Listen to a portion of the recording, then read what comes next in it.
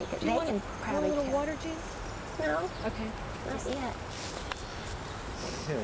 What time is it? Or no, don't tell me what time it is. How long do these things last? I thought this would be... You thought you'd be over by now?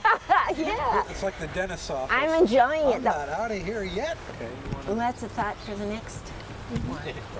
Learn as we go. Yeah, I'm the guinea pig. Yes. Okay. Well, how about the social events that you That stand remember? out. Mhm. As I said, there was a party, I think, for Lucille and Bert when they left for Paris. That trip was given to them by the church. Bert's 20 years. Oh, I think that Paris trip was a gift, wasn't it, for the Paris? Okay. And I was telling that, the social events that stand out are that one. And then when Kay Sharp was still the head of the sociology department at Baptist College then, she arranged for a wonderful dinner for us. Nicole told me she thinks it was a Century Fund, and I'm not sure if it was or it was one before that, where you pledged for 3 years aside from your regular pledge, because we really needed money. In fact, Circular has always needed money. Well, we've had many, and they're lovely. And the committee that does them is now remarkable. Used to be, we weren't that organized. That's something that's changed. We did not have all these committees. They just were not there. We just kind of went on our way, and I just loved it. In fact, when the committees started adding up, I thought, this is getting too, but it's working out just fine. Was there a certain core of members who kind of took responsibility for these things that now the committees are taking on? Well, it was handled differently.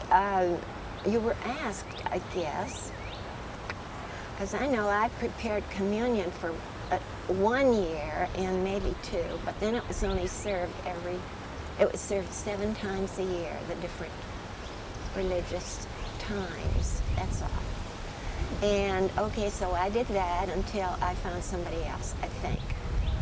And I was head usher a couple of years, and that I can't handle ongoing jobs, so I used to set it up by 6 months. I would call everybody, and I had the dates, and get them to sign up for head usher, and it was by Sunday. It wasn't by the month.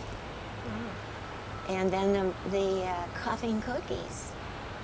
I did that for a couple of years, I think. I don't know, but it seemed like that. And there was no committee. It was you. And then if you needed somebody to help, put the chairs up for potlucks or put a few little flowers on the table for something, you picked your own people or asked for volunteers. So what other committees are there now? Oh, there's a pile. Well, yeah, there's the worship committee. Yeah. Education. All right. Now that I think has been really important. We had not gotten. I don't know who planned the worship services. Christian education. That was Christian education was one of the things I noticed in your list that hasn't changed. We didn't have little people. They weren't in here. And because the congregation was so much older. And we had no Sunday school department. Not that I knew of. Or teenage. Teenage was the last to come, I think. And that has just kind of grown steadily over 20 years. Especially the little 25 years. people. It's wonderful now. Yeah. Look at them all. There are quite a few. Oh, yes, but see, your congregation is much younger. When you get young people, you get little young people. So you actually were able to see the beginning of that children's hour after? I mean, during the service? Donna Meyer actually made this question. What memorable spiritual growth experiences has the church stimulated? Sounds just like Donna. Isn't it? Yes, That's bless her heart. And definitely is she head of the worship committee? No, but she's on no, it, I but bet. yeah. Yeah. And then what she goes on, or what spiritual need has the church met? What, Well, I tell everybody, I come to recharge my batteries for the week or whenever. So it means a lot to me to sit in there and take part. I think I could get almost as much out of it if I sat way in the dark back corner and didn't partake, because that's how the church affects me. But an actual spiritual. I talk to God a lot more. I just talk to him. I don't need to pray. In fact, my husband laughs a lot when I say grace. He said, Jeanne, you know what you just said? I said, yes, I do. I'm just talking to him about the day, or something. So this church helped me with that. Oh, I would have died if anybody asked me to say grace years ago. Maybe y'all are like that, I don't know, but when somebody springs something like that, now I don't know. So it's an overall thing for me. It's not being able to talk to God, okay, which opened me up. I have a whole different relationship, feel very comfortable. He's a great friend. Well, that describes kind of my growth here as well, so I understand what you're saying. Do we have any more questions? Well, one that just is of personal interest to me has to do with the ritual that we have for communion, where we hold hands around the perimeter of the sanctuary. Do you recall that being I always think that's that the way we did, but maybe we went up to the altar in a line. I Don't know don't when that remember. started. No. So that's been ongoing for quite some time. I feel like it has. You may get a different answer from these folks because they've been with the church a lot longer. But I don't remember, because I used to be even that. Well, maybe we did file up there, because I can remember being very nervous when it came time for communion. And when it was, I don't know, because I always thought,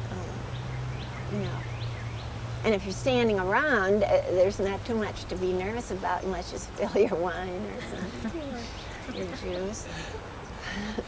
It just struck me. Did you see the llamas at church Yes, the other day? Yes, I did. And then Sunday, we had a The priest, who's the head of the... who's the head of What is- Mepkin Abbey. Yes. Have there been a lot of visitors like that over No. the years? No. That's kind of a new thing then? Yes, we wouldn't have many visitors. We had fill-in ministers like we will have now. Susan's gone. Yeah. But, Well, what do you think of that? I think that's great, Yeah. because you get to understand. Well, of course, the Catholic religion isn't that much different in a service as far as I'm concerned. But the monks, my goodness, I'm glad they had an interpreter. But he just went on to me, and I didn't go up to get blessed. Did you? I didn't know what we were doing, really. I was confused about that. And I wasn't going to go up until Bert went up. Oh, And when I saw Bert go up, I felt that I was okay. that was the okay. Well, yeah, for me. Yeah, Most other right. people went up without Yeah, that woman, the first one, she was up there hardly before we Yes. finished. Because I wanted to make sure I wasn't compromising the Christian contract I religion. had already established with. Yeah, there you go. But that was interesting, and I asked later, what were you all doing up there? Of course, John and I were in a hurry as usual. It was Mother's Day, and we had reservations at a buffet and all. But, they said, you just get blessed. And I said, well, why does he put that on your head? It looked like a little basket to me, because that's where you start cleansing your body at your head. And the little communion part, they said, was like a little piece of cake and milk. Yes. Oh, you went, so Yes, I don't need to. Good. Yeah, I thought it was very interesting. I don't know what other type of different visitors we could have, but we'll come up with some, I'm sure. So, well, our last question is the bonus question. Oh yes, I saw that. What is circular time? And I just sat there and I thought, well, if it's a bonus question, maybe they don't ask that one if you don't want to answer it. What does it mean to you? Have you ever heard that expression, or am I? Oh, No, oh, okay, you good. haven't? Because no. whenever anyone walks in late to the church, no one gets exasperated. They just kind of say, well, he's on circular time.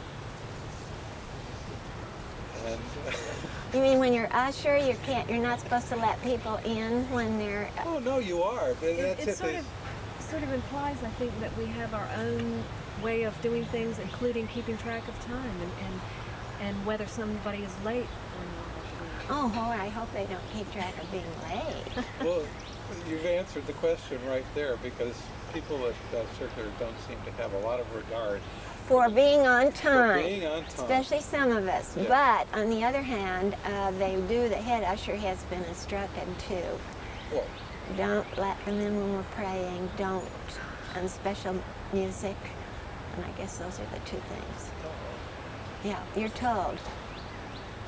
Have them stand in the back, on the coffee room or wherever they are. I had a whole flock in the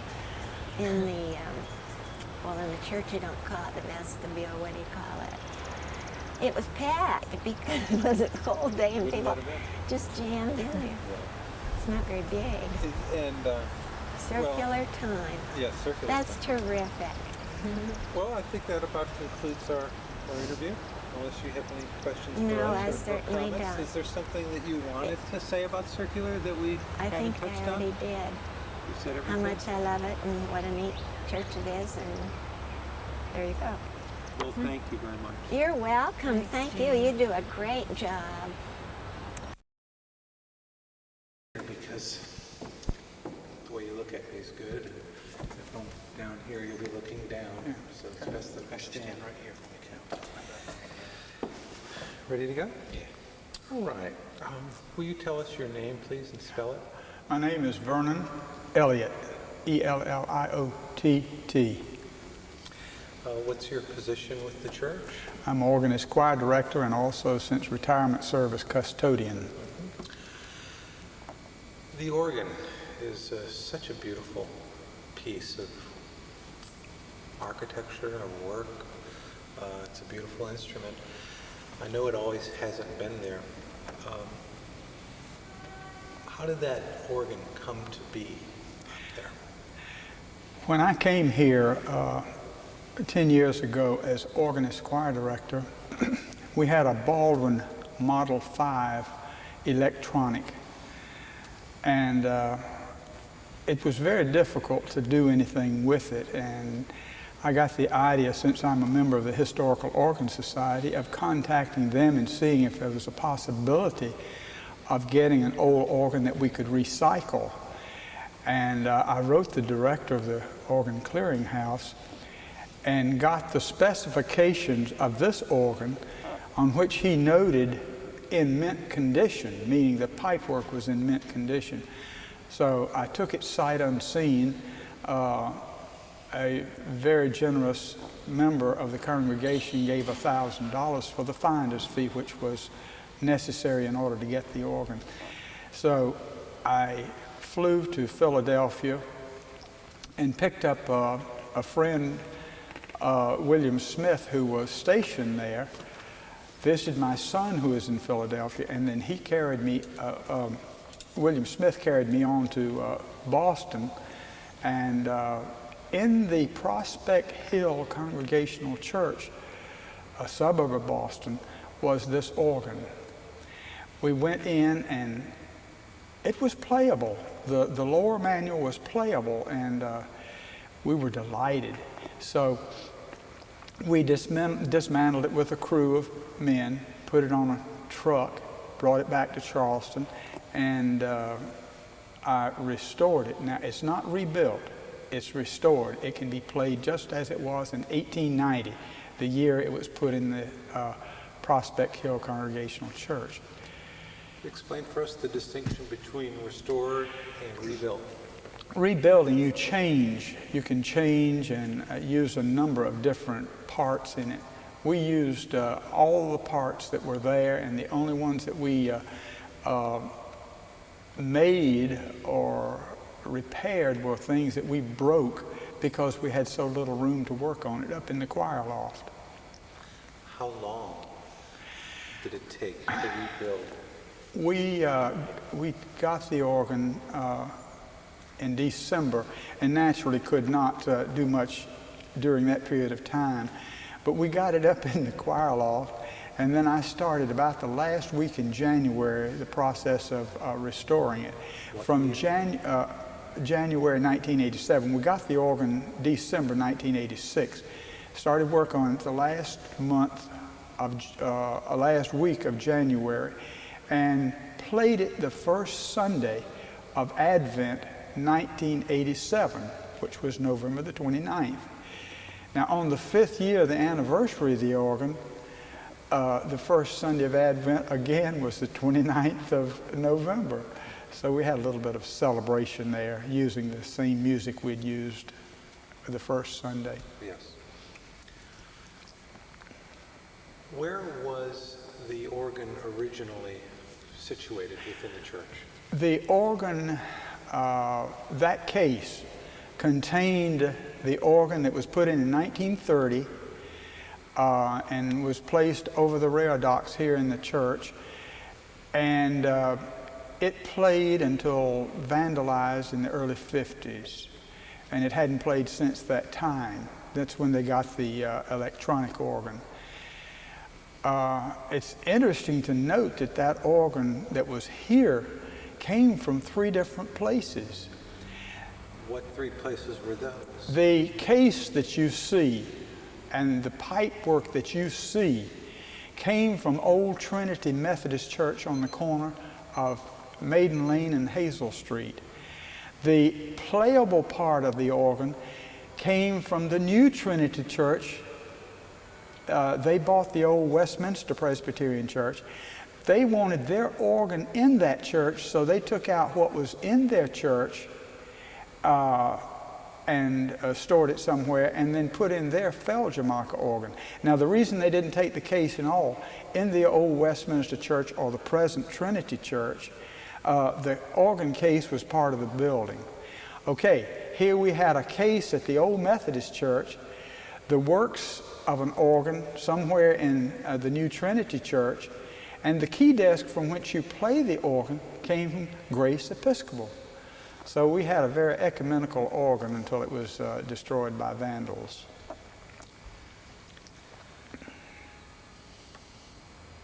There's been a lot of work done around the church. And a lot of people have participated in it, but I know that you have contributed a lot of elbow grease to bringing the church's wood back to life, the organ back to life. How does the organ sound in this church? The organ sounds wonderful. People like to play it. I've been told that it's the finest restoration of an instrument here in this city, of one of the historic instruments. I think so, but of course I have a reason for thinking so. Last Sunday we had a marvelous, exciting service where Father Francis Klein, the abbot of Metkin Abbey, came, delivered the sermon, and part of his sermon was playing the G minor toccata and fugue by Johann Sebastian Bach. Bring tears to your eyes, it was so lovely. He loves the instrument and loves to play it, and it's obvious when you hear him. Did he make any observations regarding the organ? Nothing other than saying that he just loved to play it, and he sure must, because it's a real spiritual experience for him to watch him play. He's not aware of anyone around him. He's playing that music to God, and that's, I think, why it's so wonderful.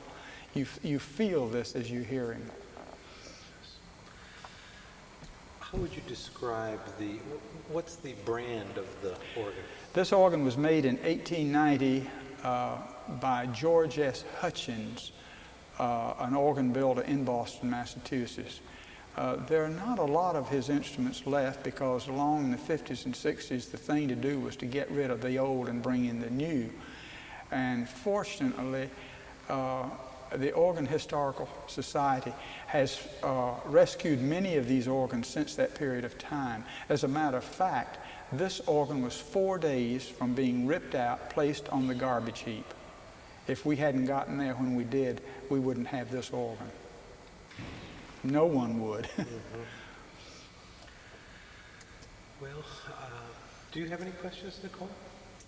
No, not right now. John, can you, is there anything that we haven't covered that we should talk about in the organ?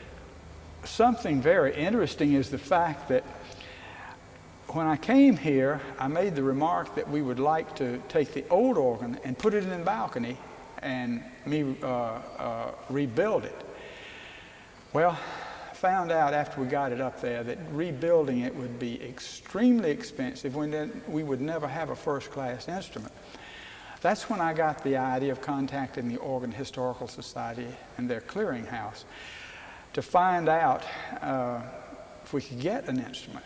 Of course, we got it. Well, here we had a monster up in the balcony and one on the way. And I thought, what in the world will we do? That organ's going to arrive here in 2 days. Fortunately, something happened. It took 5 days or maybe 7 for the truck to get here.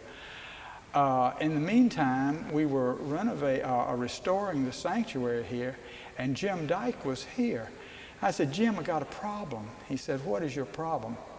I said, we got an organ up in the balcony and one on its way. What do we do? Now, I had worried ever since I had gotten contact with this organ in Somerville, Massachusetts, and knowing that we had that big old monster up in the balcony, and everywhere I turned, there was no way to get it down. But finally, the last day, I said, Lord, you've got a problem. We got an organ in the balcony and one on the way. What are you going to do? Bless Jim's heart, he took the scaffolding. It was raining outside, so he couldn't do work outside. He brought the scaffolding in. I'm even getting goosebumps. He brought the scaffolding inside, made an elevator out of the scaffolding, took the old organ down, brought the new organ up. So that was a venture in faith completely. Incredible.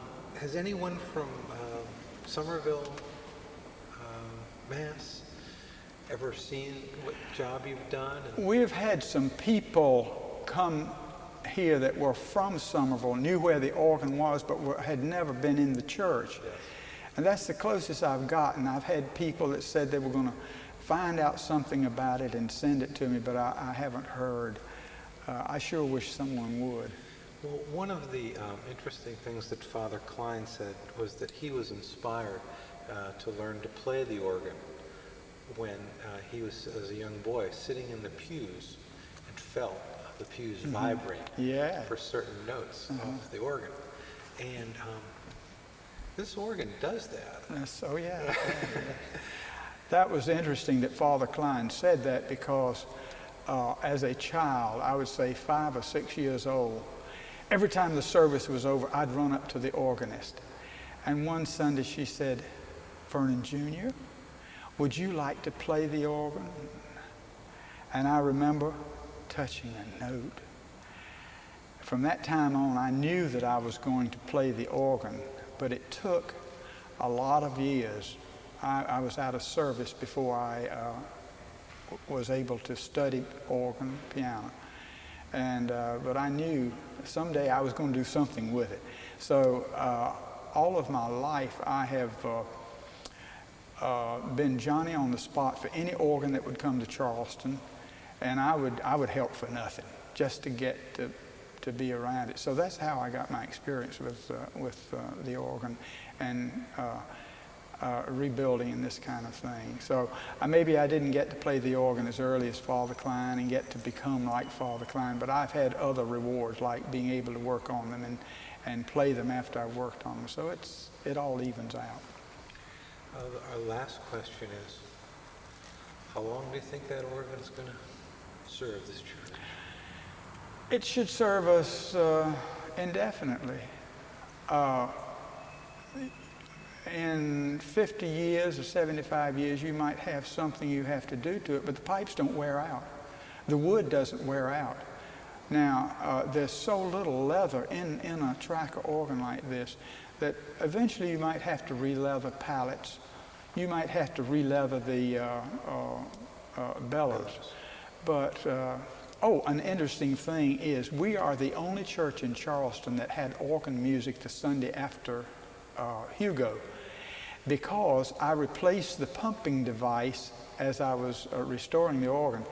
And I had quite a few choir members that said, "Let us pump the organ, let us pump the organ." So the day came and I put the pump handle on and the choir members pumped the organ. I have not had any volunteers since. On that note, that was a wonderful interview. Thank you. Thank you very much. Start us off. We're going to have to break about. Okay. I guess we want to start, if you all could introduce yourselves by giving your name and spelling it as well. Okay, I'm Bob Boston, Bobby O.B. Rose calls me Bobby. Boston, like in Massachusetts, like the city.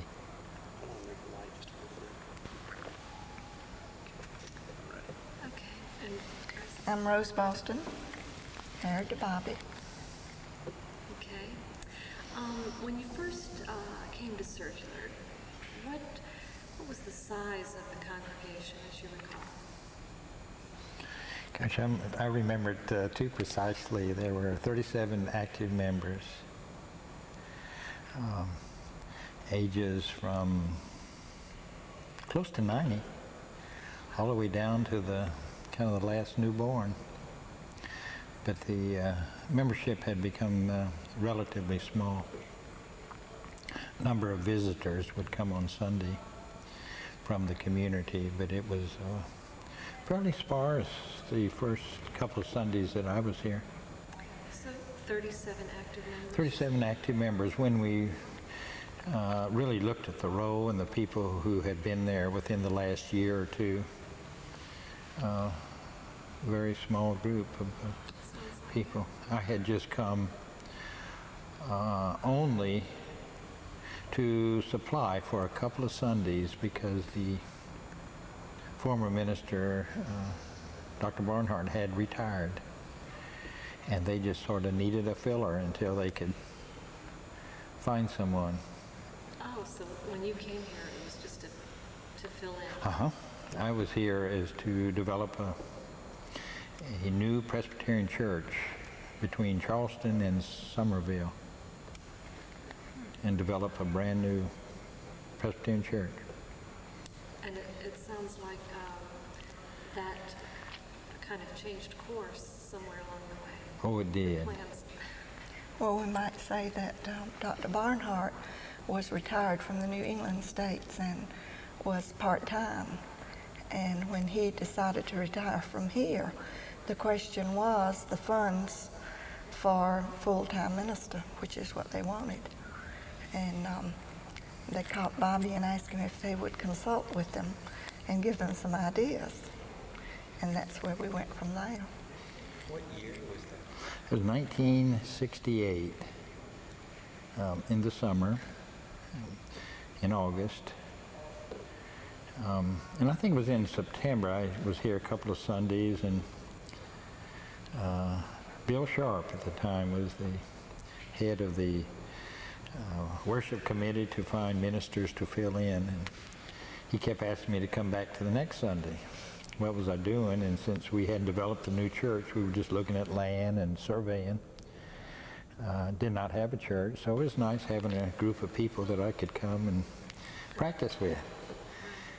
And while I was here, they were at a point of deciding what to do, whether to even the thought of closing and moving to the suburbs, becoming sort of a historical landmark, and the few people here to become a part of other churches, because the people that come to Circular could go to a lot of different churches. Their backgrounds will vary. Or to reestablish and redevelop as a downtown city church, or to do something different. And so they asked, would I be willing to meet with the committee that was trying to decide all these things. And so I became what you call a consultant, which is a lot of fun. You don't have to be responsible. You just throw out all kinds of ideas. And that was fun. I just threw out all kinds of ideas. The main one of which was being trained in new church development. If they wanted to redevelop and become an established downtown churches like First Scots and St. Philip's and St. Michael's and Bethel Methodist Church, my thought was that another established traditional church was not needed and would be difficult to develop. But if the church were willing to do some things that maybe the other churches were not doing, that I thought there would be a needed place here in Charles